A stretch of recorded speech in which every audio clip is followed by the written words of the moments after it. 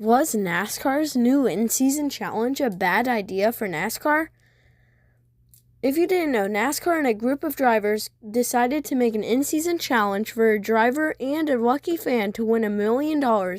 32 drivers and 5 tracks were selected. That is Atlanta, Chicago, Sonoma, Dover, and finally the Indianapolis race, which is a crown jewel, aka the Brickyard 400. And for some weird reason, they decided to start it at a super speedway, which was a wreck fest and a bad idea. On lap 57, Christopher Bell spun in front of Kyle Larson, involving Austin Dillon and Ryan Blaney, and many others. And I will just let Dale Earnhardt Jr. say what I was going to say. Brackets away. Throw all your brackets away. They've all been busted. On literally the first lap of Stage 2, down the back straightaway into turns number 3 and 4, the big one happened at Atlanta, taking out all of basically the rest of the picks that everyone chose.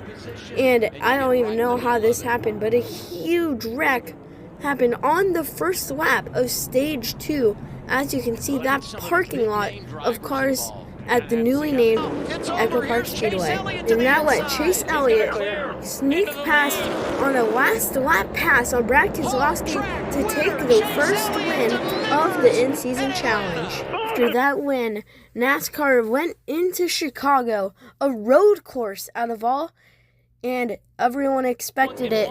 A tight road course means a big wreck, as a big wreck happened on lap 3 of the race, including Carson Hocevar, Ryan Preece, and many others. Michael McDowell dominated the first half of the race, but then had to pit and recycle basically his whole entire lead and finish in the back for his throttle getting stuck. Guess what? NASCAR officiating issue. It took this long for them to call the caution when clearly he was dead underneath the tire barrier.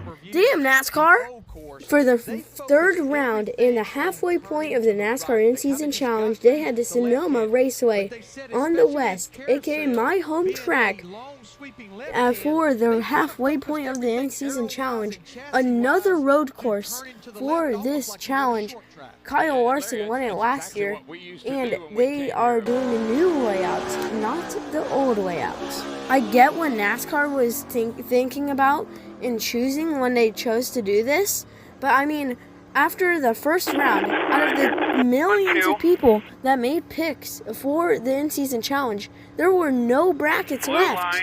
So, it may sound like I'm hitting a lot, but do you think the new NASCAR in-season challenge is not a good idea for NASCAR?